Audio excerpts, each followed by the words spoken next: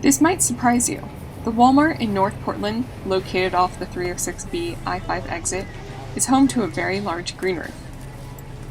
The really cool thing is, under a grant, PSU Green Building Research Laboratory students research, study, and monitor differences between the white and green sections of the roof. Professors such as David Saylor, Elliot Gohl, and Alyssa Starry, as well as the Portland Bureau of Environmental Services, have been involved with different analyses connected to the roof. It was installed in November of 2013, and it has an area of 40,600 square feet. I'm going to let my colleague, who conducts maintenance on the roof, tell you more. Oh, are you recording right now? Yeah. Oops. Hi, I'm Tiana. Welcome to the Walmart Eco Roof. This is the largest green roof in the Portland area. It's about an acre in size. It's right next to a soccer field in North Portland. It's also right next to the freeway and the racetrack, and we also have horse race tracks over on the other side. Come with me, I'm going to show you around.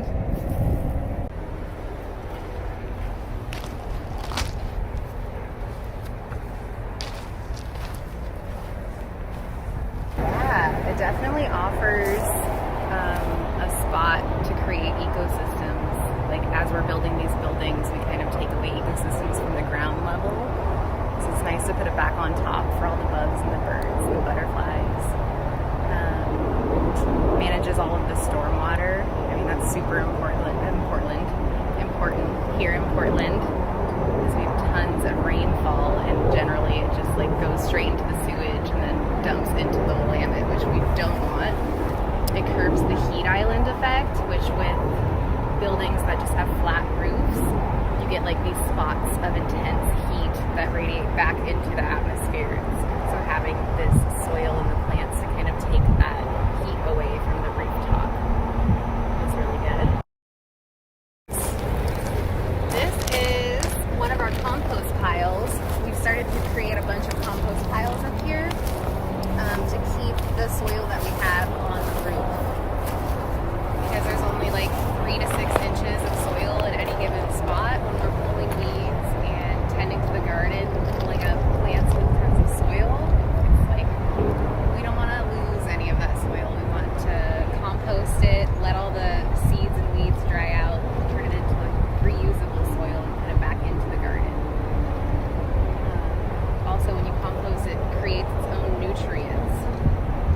All the macronutrients and micronutrients in your soil. So all of this, as it dies, little bugs, little bugs in there start eating away and turning it back into dirt, and it's like the best dirt you could ever have. So we've got 2 big piles like this going at the back of the roof, and then we also have our gabions, which is just like a big wire enclosure for our compost, which we can go take a look at. The gabions. 4 gabions. The gabions, the word refers to these metal cages that are used for creating compost piles. So it's just a different way to compost. It kind of lifts it off the ground, and you have a little controlled area that you can throw your weedy dirt into to have it turn into usable soil again. Gabions! Just filled this one up, so it might be easier to see. With the gabions, we use one side to put all of our like fresh weeds that we just pulled, and the idea is to like slowly move it over to this section where it will turn into usable soil again. So like you have your sections, and as it goes down it gets smaller and smaller because the soil gets condensed into like this usable stuff. All the grasses go away and it's not just fluff. So I'm aerating our compost. I am taking everything that's in the middle right now that's really dense and wet and getting mulched into usable dirt and moving it to the outsides so that the crusty, grassy outsides can get in the middle and get eaten by all those bugs. It's magic. Colomia grandiflora.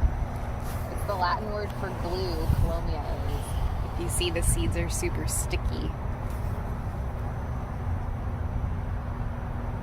that crazy? It's also called trumpet flower. Cool. Cutie! We have Clarkia amoena. Nice. And this little poofy is Gilia capitata. It's pretty and clear. Cute.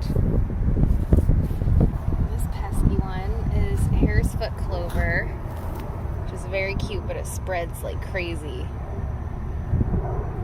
As a weed. And this is a variety of chamomile. It's called stinking chamomile. And it smells pretty stinky. And you don't want to drink it. Okay. Don't use it for tea. Don't want to drink that one. What else do we have? This one is Sedum texamens, also known as golden carpet, which I think you can see why. It's got all the golden flowers. It kind of creates a carpet effect. That's the plant that we have the most on the roof. Golden carpet everywhere.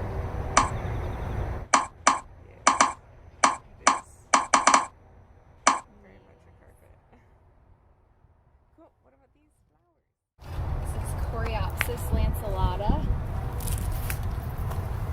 It is so pretty. It's also called lanced leaf Coreopsis, which this one I guess isn't really lanced, but that's when the leaves have little jagged edges on the side. Oh, and there's a bee. A bee!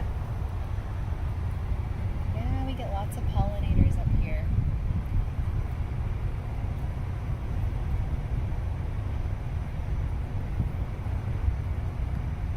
We get red-tailed hawks. We see lots of geese fly by. Lots of heron. I've been seeing some bald eagles fly around lately. Killdeer nest up here. Ladybugs. Lots of ladybugs. Lots of butterflies. Lots of wasps, which are pretty scary. Spiders, beetles, grasshoppers, praying mantis. We get it all. I feel like they create their little ecosystems up here. It's really sweet. We actually started building little bug hotels over in the corner, which is basically just like a pile of wood for bugs to live in. Like spiders in there. Ooh, I hear the killdeer.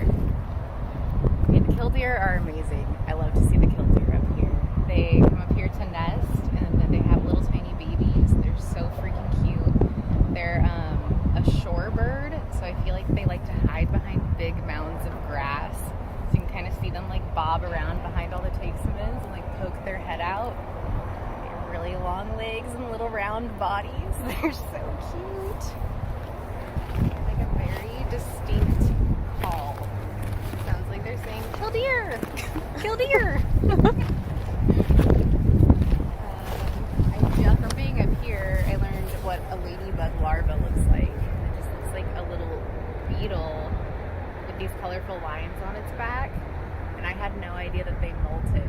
Like, I thought just caterpillars molted into butterflies, and I didn't know that, like, these little beetle things molt into ladybugs. Ah, they're so neat.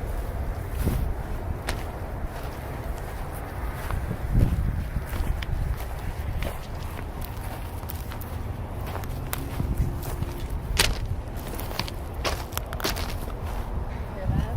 They're right over there. They're like little, but kind of by the tarp. There's one standing. Oh, they're kind of moving. Do you see them? I see it. Oh, they're so cute.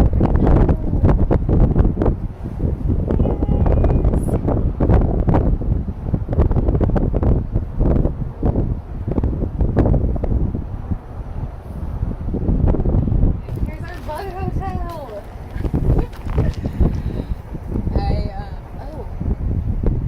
Wait, is that a seagull or a hawk? Big bird.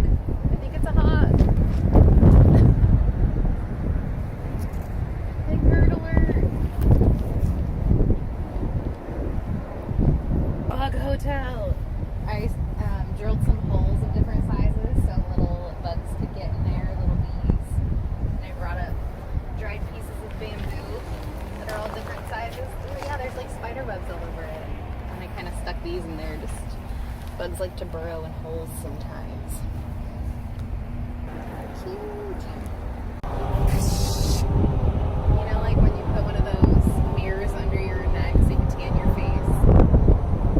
I've never actually done that. I've just seen that in old movies. I feel like I'm standing in a mirror. It's definitely hotter over here than it is in the garden. For sure. You're just having like the sun reflected onto your body. And then over here, the soil and the plants absorb all that heat. You get to feel that cool breeze. Yeah, it's much nicer over here.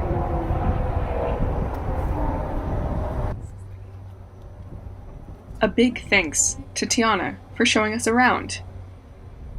Most roofs look like this, when they could be providing habitat for plants, bugs, and birds, while helping mitigate the urban heat island effect and water runoff.